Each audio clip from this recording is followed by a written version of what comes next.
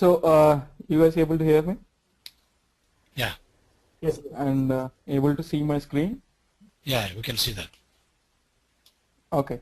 So before jumping into the as Raju you asked yesterday, so how to see the UI, like how to see the things which are running inside the OSB and Server Suite. So before jumping into that, so we'll have a short discussion on what exactly the key ingredients inside the OSB, so that we can correlate the things what we're going to see inside the service bus.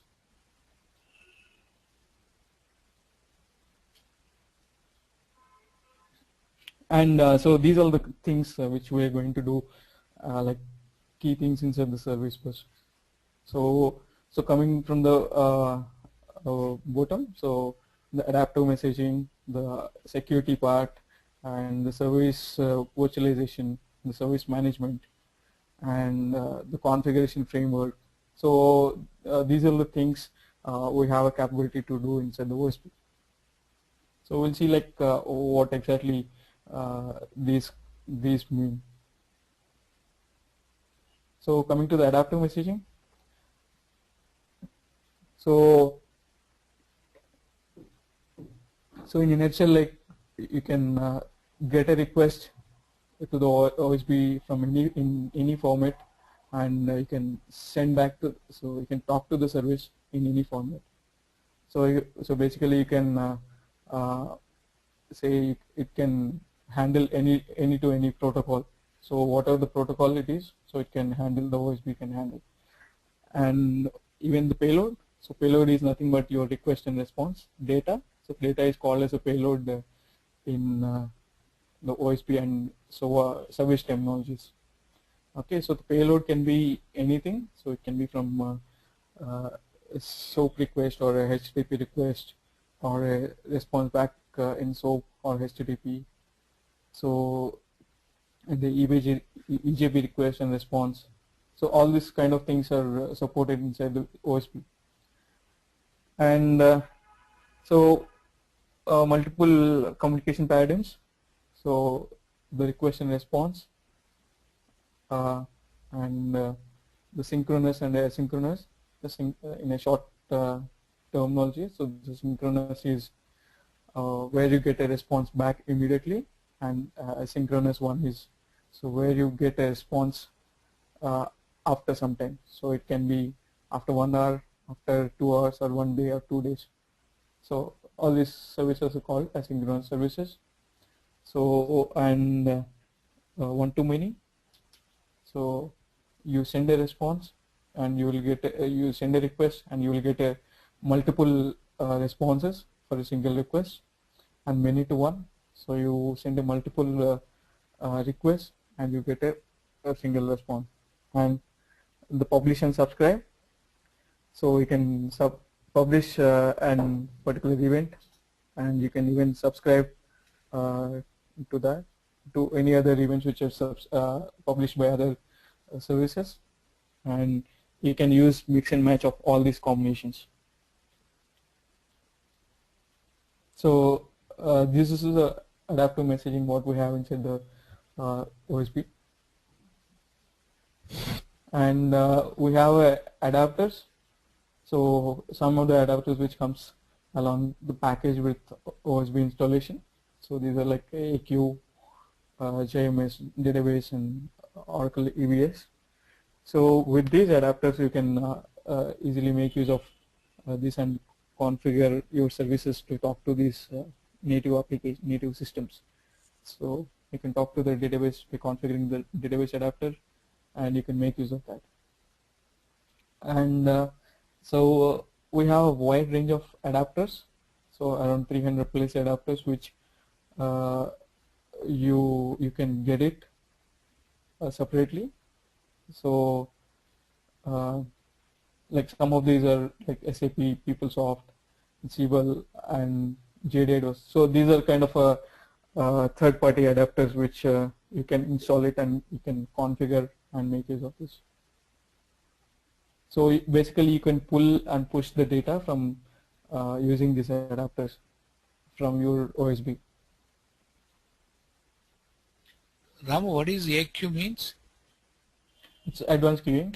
Okay, that's good. Yeah. So by default it comes with the Oracle eBusiness Suite adapter. Yes. Okay. Yeah. EBIS comes with by default. Okay.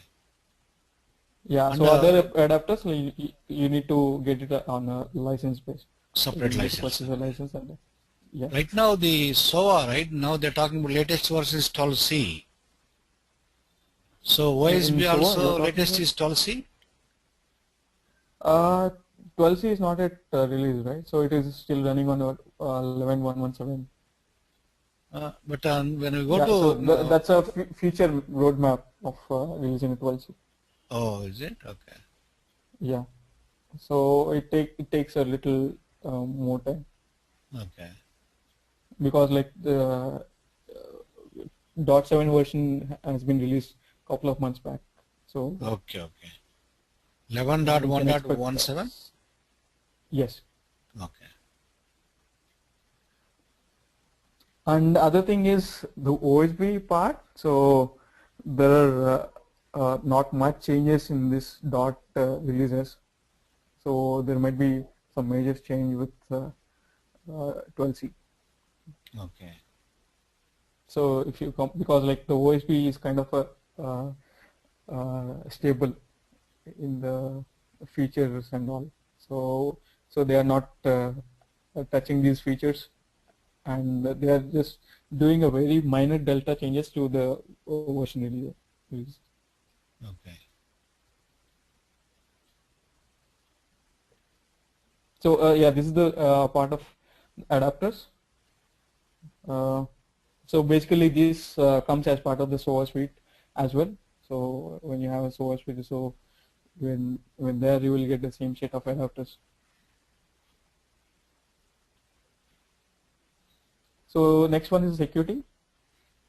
So we have many more secure security features which are comes with the SOA OSB. Okay. Yeah. So what kind of security features we have inside the OSB? So first one is transport security, the message level security, the console security, and policy-based security.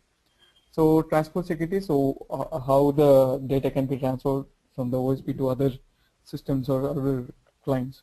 So it can have a basic authentication or a SSL based security, and if you have a custom credentials based security, you can implement that. And the message security, so you can have a policies or securities related to the web services, and you can have a SAML based securities and the encryption ones, and again this custom security credentials. And the console security, so whoever can log into the console and who can see the particular services and all these things. And you can have a restrict all these things based on the roles and the policy based security. So so in the web services language also, so we have many more security policies. So you can attach that to the service and you can use it inside the OSP. So there are like multiple web service policies. So like username token policy, username client policy, username service policy, username or SAML token policy. So all these kind of, so there are a few more things. So we can use these security policies using this OWSM. So Oracle Web Service Manager takes care of all these securities which you are using inside the OSP. So that comes with the SOA and OSP. So OWSM comes with SOA. This is a HTTP configuration, security policy configurations. So and then if you have a third-party security components, so you can add it to the OSP and you can make it leverage those things inside this OSP. And the next one is the service virtualization. So service virtualization is the main key feature of OSB. So this is why the enterprise service bus have been little popular in the market. So you can have a validations inside OSB, and you can enrich the data which is traversing across the service bus, and you can transform the data using XQuery or XSLT techniques, and you can use the routing rules, and you can do it based on the conditions, or you can do it dynamic routing rule, or you can use the identity based routing rule, and you can have a logics like what if and then. So for each of the elements, so you need to perform these kind of activities, and the parallel and split joins. So you can split that particular flow, and you can join these flows using a join, and you can have a pipeline alerts. So all these nodes are kind of pipelines. So you can get alerts in each of the pipeline, and you can do error handling. So okay, so is the validations and inserting. So how do we use the transformations and the routing and the alerts? So these are kind of features inside the service virtualization. So why this become famous is, so I'll tell you one more real example. So okay, so now I have my own organization.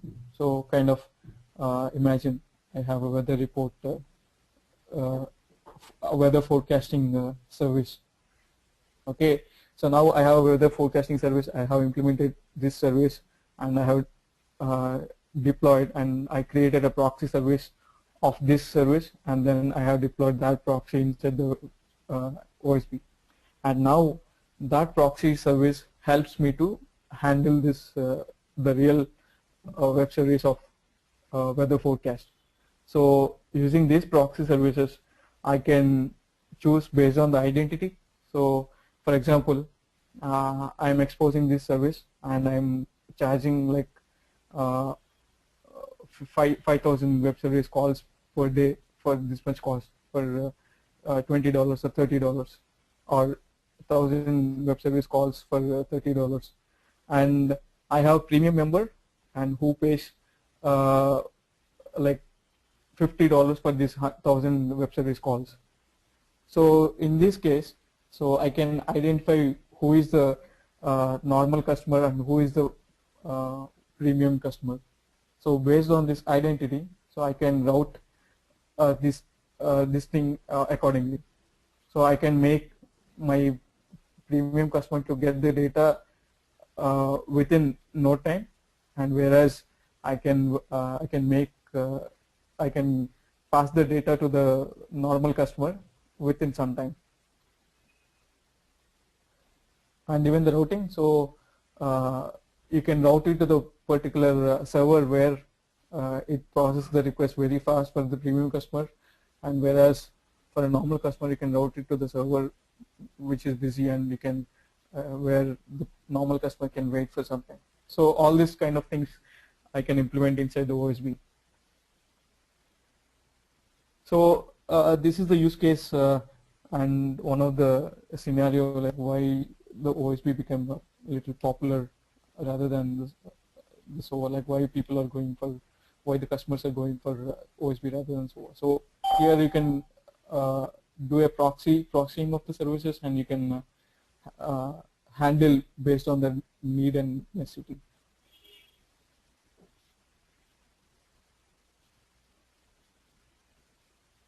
So other integration patterns, what we can do inside the service virtualization is, so we can split using a split action. So you can split a particular flow, and you can do it in parallel.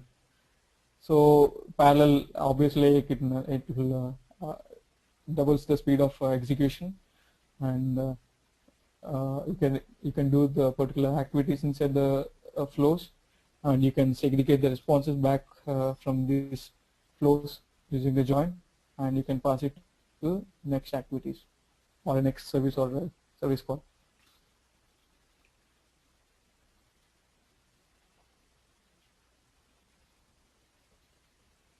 So next one is a service management.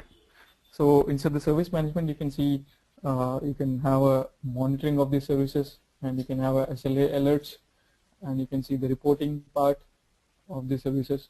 So all these things.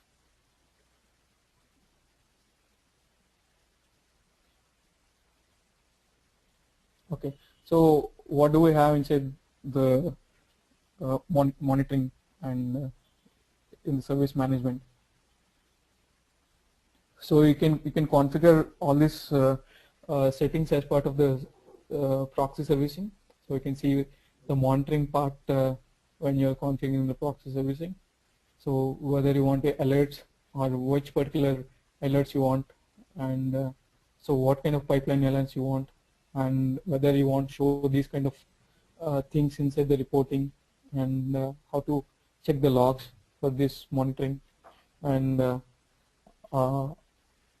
all these things you can see inside the operation settings. So you can have a dashboards. Okay, so these are the action metrics. So what is the time and time taken for this particular activity inside the flow, and so this is kind of monitoring, and the error codes. So what you want to pass back in case of any error, and so we saw the SLA reporting, and so this is the reporting part. So I can see the summary of the services and the alerts, all those things. So you have a dashboards for everything.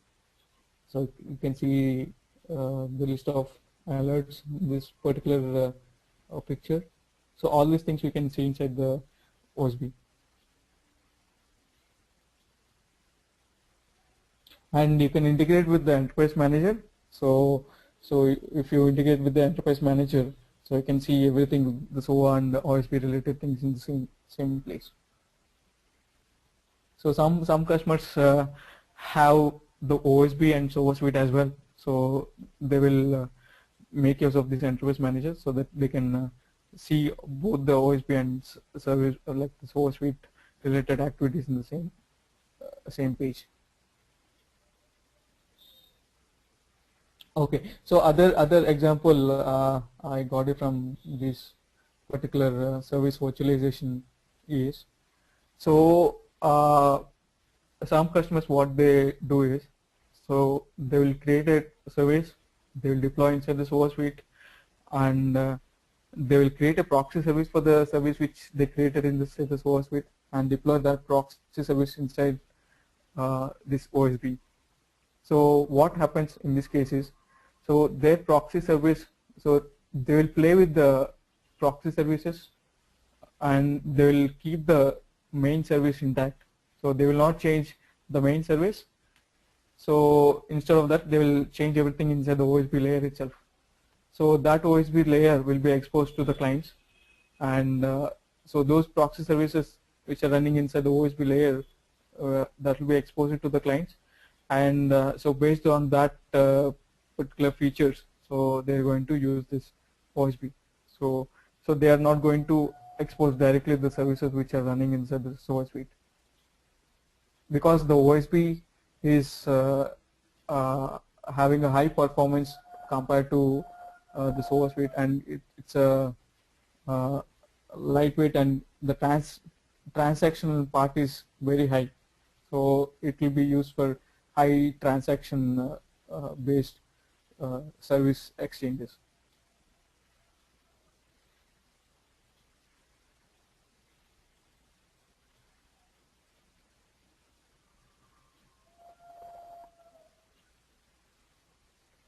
Yeah, so in the previous example what I said, like I can ensure the quality of service using this the performance and monitoring. So I can make sure that the platinum customer or the premium customer is getting his own way of services in his own way or the determined SLAs. So it might be 10 seconds to get the response, whereas your normal customer is getting a proper response within the dedicated time of imagine like 1 minute or half a minute. So you can ensure the quality of service by using this kind of alerts and dashboards. Ram, can I ask a question on this part? Sure. Yeah. So my understanding is once we create a proxy service, we can reuse it, right? Yes. The same proxy service, if a similar another so application want exactly a similar service, we can reuse it. Am I right? Yes. Yes. But in the example you said Okay. with the premier client. Yeah. Ahead, Yeah. Tell me. Yeah. Go ahead. Sorry. No, the example you said. So here. You Okay. can put the delay between the premium client and the regular client. So that means you have to create a separate proxy for the different clients? Exactly. Correct. Oh. So yeah, that's what I mean. So here, we're not going to delay, but we're going to make it fast for the premium customer. So it is a customized proxy service for them. Yes. Okay. So it routes to the particular cluster or where it can process very fast, or you can make use of the coherence layer inside the OSB. So where it uses the cache mechanism and pulls the information very fast. So whereas for the normal customer, I need not to use this coherence, right? So I need not to bother about the response time. So until unless it reaches if it crosses the SLA. So all these things I can do it inside the service management. So in the service virtualization. So I will create multiple proxy services for the same service which I deployed inside the source suite, and I'll configure these things accordingly.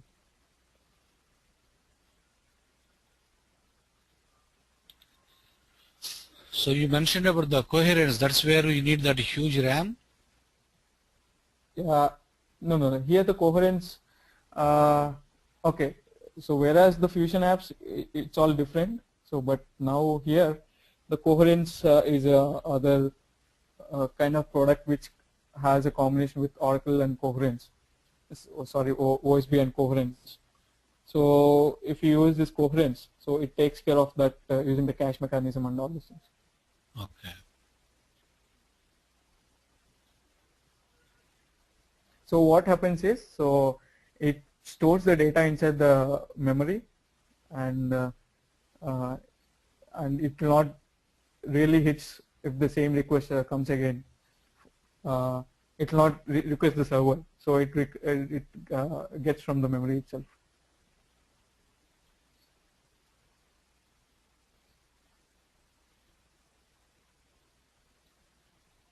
Okay, so next coming to the configuration framework. So we have a change center. It's kind of where you can modify the existing proxy services and business services, and you have validations, and you have import and export of this metadata and all. So here you can see the change center. So you can see the list of conflicts, if any there, or you can undo or redo the tasks which are already changed, and you can see the audit report for these changes, and you can even import and export the files from this change center, and you can do all this kind of things inside change center.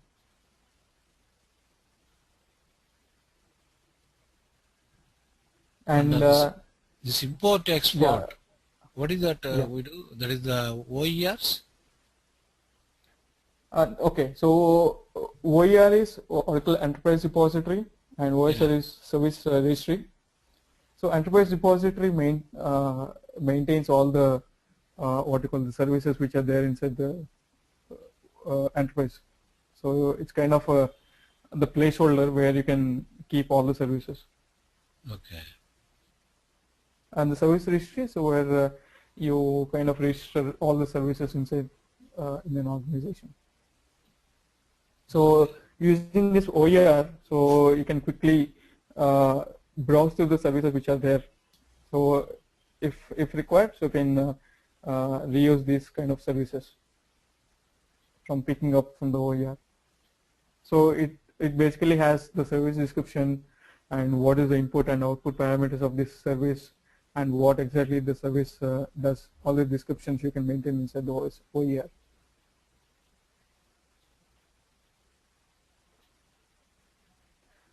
And we also have a test console to validate all the changes for the particular service. Okay, so let us see how the console looks like.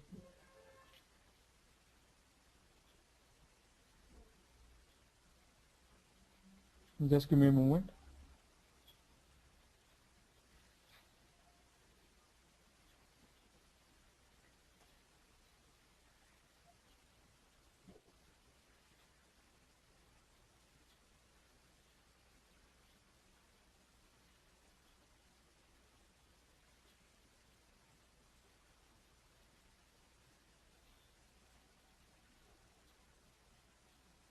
Yeah. So if you see this screen, so this is the service bus console. Okay, so you can do almost most of the things here itself. So you can see all the dashboards, and you can see the pipeline alerts. You can see the service health, and you can see all the reports kind of things here. All the statistics and all those things.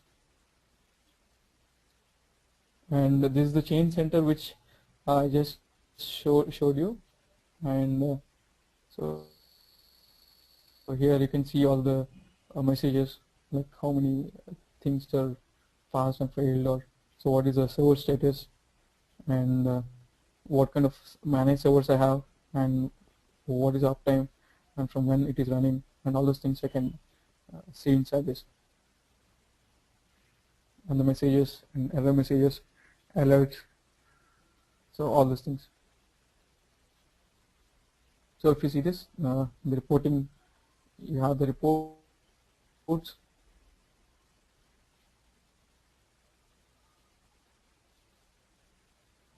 Okay, I think I don't have any report as of now. So I can basically configure these reports, and you can see the resources, what all the projects you have, and so you can see the interfaces, and you can configure these services, whether you want to configure a proxy service or a business service. You can make use of the split joins here, and what kind of interfaces you are going to deal with. So whether it is a WSGL or XML, and what kind of policies you want, and so what kind of adapters you want to make use of this, and so what kind of transformations, so whether it is XSL or XSLT files, so what kind of transformations you want, and what about the security features, the service accounts and the service key providers, and what kind of utilities, so whether the XML documents or alert destinations. So all these kind of things you can make use of that here. So inside the Project Explorer, you can see what are the projects which are deployed, which are running inside the OSB, and in the security configuration. So you can see all the things which are related to security. So you can configure that accordingly. And in the administration, so you can make use of all these things. So publishing and importing, import-export resources, and all these things related to UDDI, and related to servers and providers, and what kind of customization you want to do using the customization file. So all these things you can do it inside the system administration. So basically, like we saw all these concepts here. So in the configuration framework and the change center, what we can do, and in the reporting, what we can do, and in the service management, in the service virtualization, so how we can, what are the things which are available inside these things, and in the security, so what kind of security we can implement. So these are all the things which are there inside the OSP console itself. So Raju, for your question yesterday, you were asking, right? So what actually the difference between the SOA suite? So in SOA, we create a complex like business flows like this. So this is the very simple flow. So here this point is exposed to the client. So the client calls this service, this endpoint, and the data will be processed in all these components, and it makes use of this adapter in this case and pass back the response from this endpoint to the client. So whereas in so we'll deploy this, and so we'll see inside the enterprise manager. So inside the enterprise manager, we have a SOA, and we can see all the deployed composites, and we can see all the alerts here.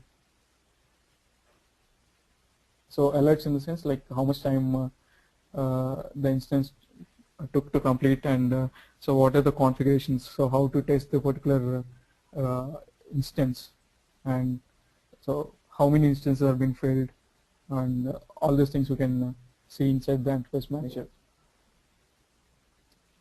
So whereas these all the things are already there inside the OSP console.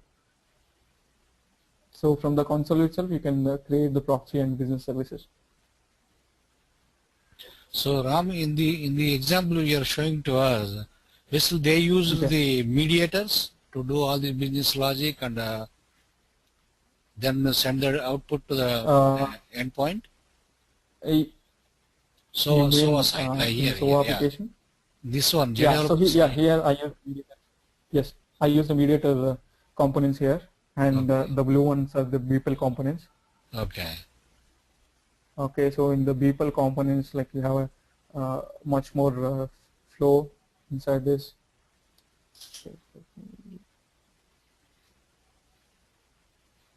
Okay, so I don't have anything here.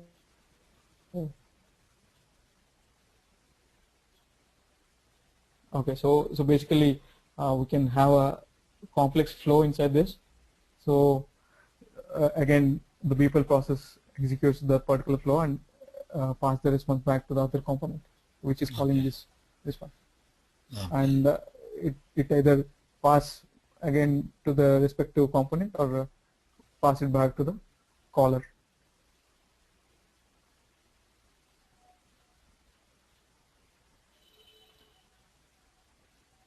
So in a nutshell, like these are the kind of differences in a high level. So inside the SOA suite as well, you can test a particular component, like the application or the service. So you can see what are the instances which are passed, and so you can see all the metrics related to that, and all these things you can do inside the enterprise manager. So as a SOA, you can have a OSB also integrated with this inside this enterprise manager. So enterprise manager is again a different product. So inside the Fusion middleware stack, so which can maintain all your Oracle related products across the enterprise. So you can manage your databases, so you can manage your servers, and you can manage your SOA infra, you can manage your BI domains, so you can manage your UCM, and then messaging services. So all these things you can manage from the enterprise manager itself. So but, right now, Ram, so enterprise manager is not seeing the OSB. Yeah, so here it is not integrated with OSB. By default, Okay. OSB doesn't comes under the SOA. As part of the installation, we can't see inside the enterprise manager. So we Okay. need to integrate it separately if we want to see. But for SOA, so this is kind of a sub-component which we need to have it. So that's why it came as part of the SOA installation. So other thing is, so we have a this is the virtual machine, so which Oracle provides for the public to access uh, this softwares. Okay, so this public image can be downloaded from the Oracle website. So here I can have all the things. So the admin server and the SOA server and the VPM server and the BAM, and the UCM and OSB. So we can make use of this the virtual machine, and we can create our own things. So instead of installing all the softwares in our machine, so we can create this virtual machine and start it and then use it. So no any hiccups for installing and all these things. So we need a virtual machine. We can't install on the Windows laptop. Yeah, this is the Windows laptop only I'm using, and this virtual machine is built on the Linux. So you can run this virtual machine anywhere, and inside that virtual machine, so this is the Linux environment. Okay. Okay. So this is Oracle Enterprise Linux. So on top of that, like it will be running all the component, all the things servers, the logic server and the managed servers. So here Yes. we have the admin servers and the managed servers for all these components. Managed server for the BPM, like BPM or SOA, and for BAM, and for Web Center and OSB and UCM.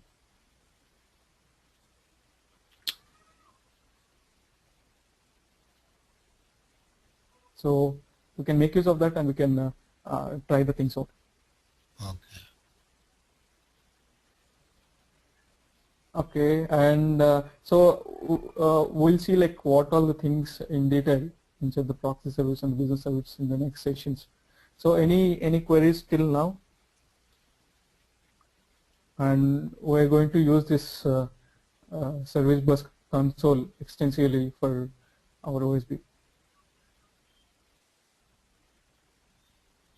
Yeah, so any queries or questions till now, or any more So how points to be many, discussed? Rama, how many Yeah. classes you think you need to cover the whole? Basically, what is the contents? Did you publish content, or Rajesh is going to publish the contents? So Rajesh is going to publish the contents. Okay. How many days you think you need? How many hours? I think 15 to 20 hours will be sufficient. Okay. Okay. Basically, you're going to cover the installing the OSB, configuring it. Okay, so for the installation part, I can provide you the documents so that we can have some time to spend on other things. Okay. Okay. So that document will be very intuitive and That is enough setting up to, virtual box and all that. Linux virtual box, like, install Linux. self-explanatory. So Okay. so yeah, I have a document for both. So even for if you want to jump and jump to the virtual box, so you can do that, and even for the standalone installation also. So I have document, so I can share it across to you. Yeah, even the standalone installation also doesn't take much time. But the thing is, so if you have a virtual box, so you can kind of switch to one server to other server. So it is very easy, right? So that's why I recommend the virtual box. So, but you also need to know the installation of standalone things. Yeah. How much for virtual box? How much? What kind of resources we need, Ram? Yeah, good question. So for to run this OSP, if you have 4 gigs of machine, that will be enough. Even for the SOA also, if you start the SOA server, it will be kind of taking up more resources. So with 4 or 6, you should be able to work on this OA and OSP. So you're saying a total of 4 to 6 gig, and how much disk space? Yes. Disk space is not a problem. If you have a 20 to 30 gigs of free space, that should be enough. Okay.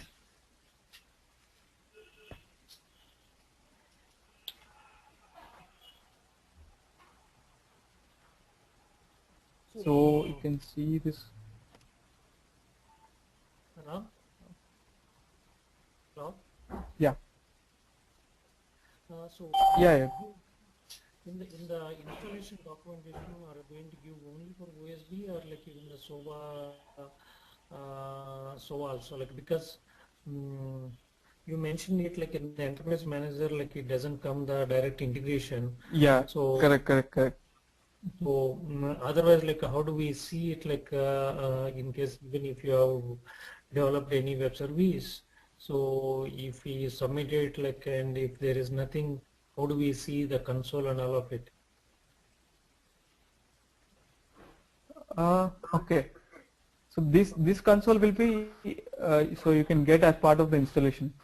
So when you see the OSB server running, so you can see the console. Okay, and the other thing, so regarding the enterprise manager, so you need to configure using the particular some documents. So if you want, I can pass it to you or it to that. So because like why this is not included is. So for the OSB, like if you submit the web service and if you want to see the result, you don't need the enterprise manager, or like you can see enterprise manager is not required. Yeah, you can see inside the service this console itself. This console itself, okay.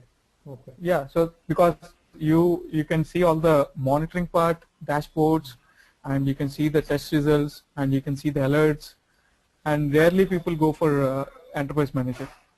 Oh, okay. So because you can do the things which are required inside the console itself. So most of the people will not go for. What to make? Yeah, so a lot of times, like, they may not go for the enterprise manager also, correct? If anybody is going for OSB, yes, there's no point of going. Yeah, they need not to have a separate license for this enterprise manager. Right? It's unnecessary add-on investments. But most of the places wherever I went, like I worked in Cisco, VMware, and a lot of places where I go, I have seen both OSB and SOA, like, generally. Yeah. So I told you, for this kind of scenario only, I told you the example of the customer. So that's why, like, for high scalability purpose, so they are using the OSB along with the SOA suite. So they develop and deploy the composite applications as a service inside the SOA server, and inside the OSP they are creating the business and proxy services for the services which are running on the SOA, and based on that, like based on the need and necessity, they are routing into the inside the using these proxy services. See, but we need it like a combination of it, like when you are teaching the OSB, say suppose if you are doing only OSB and OSB console, say suppose wherever we go in both the places, like if they have it, I mean combination also we should know it, correct? At least if you cover one example which is there like in both SOA Sure. Are you going to cover? Yeah, I can do that. Yeah. I can do that. Yeah. Otherwise, like we may not know it exactly how it works. Exactly. Correct. We will not get the flow of why the SOA and why what is the combination of OSB and SOA. Yeah. I'm not asking that, but as a combination, like we should know it. Otherwise, like it is. If I go any place and if they are using OSB and certain portion it goes there, certain portion it comes here, we cannot really correlate where exactly which one is going. Correct. Correct. Yeah. Okay. Okay. Then Rajesh will let you know. But what happened? Yeah. You're asking something? What happened was in the last, and the last time, like when I took the SOA classes, and we didn't spend much time on SOA installation, and Okay. later on we faced a problem.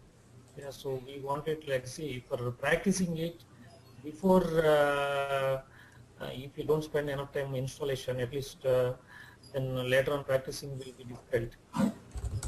So after 5-6 classes No, only I'm able to install it. correct, correct. Yeah.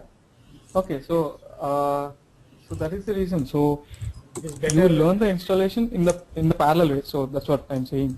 So you learn the installation in the parallel way. So to jumpstart, use this virtual machine and start working on this.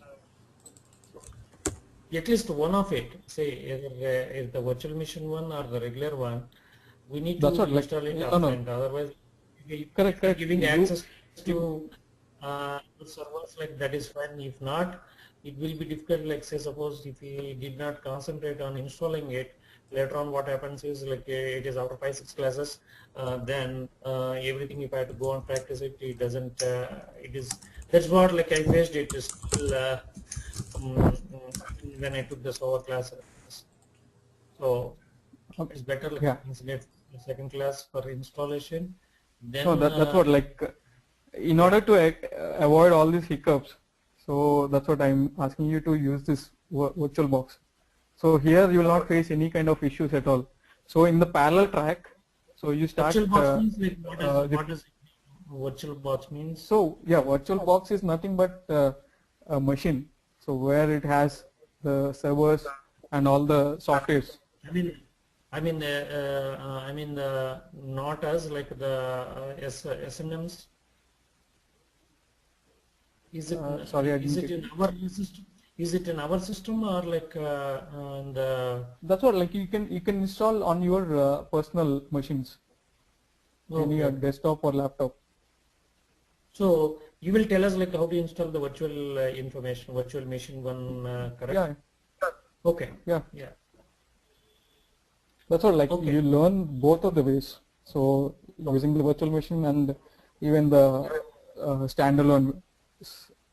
So like See, standalone one definitely will take. Yeah, standalone will take a lot of time. At least that's what I faced it in, when I took the SOA classes. So at it's least not take more than 1 hour, half an hour to 1 hour. Yeah. Okay. So suppose, like, let's send us the installation documentation. So might be like before you start the next class, we will try to do it, and if it is not, Okay. then help us, and then you continue Sure. the class. Okay. I'm not sure whether Okay. Rajesh will accept for that or not. Okay.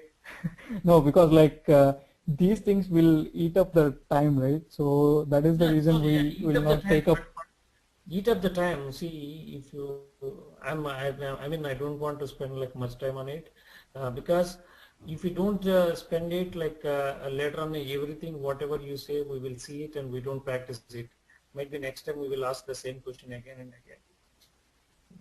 That is the problem. I think I faced it during the SOA classes. Yeah. So Okay. that's the Venkat, your I SOA think installation is that, still active? that time you might. Pardon? Your SOA installation is still alive, like that what we installed? Oh no, that system got crashed and everything went off. Like, later on, I am not able to install it again. Oh yeah, because SOA is a bit.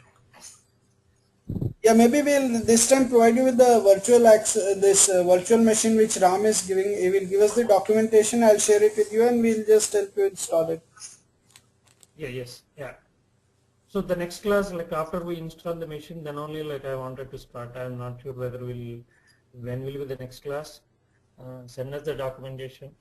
No, we can start any day, Venkat. We can start from tomorrow or day after itself. Maybe I'll talk to Raju and then I'll give you a call and we'll take it forward. Yeah, I wanted to install it, then only I want to continue the class. Yep, sure, Venkat, sure, I got your point, yeah. Yeah, even whether you take it or Ram will take it 1 hour or whatever it is after virtual machine started, then only I want to continue the class. Yep, sure, Venkat, that should be fine, not an issue. Okay. Yep. How about you, Raju? Do you have any questions? Rajesh?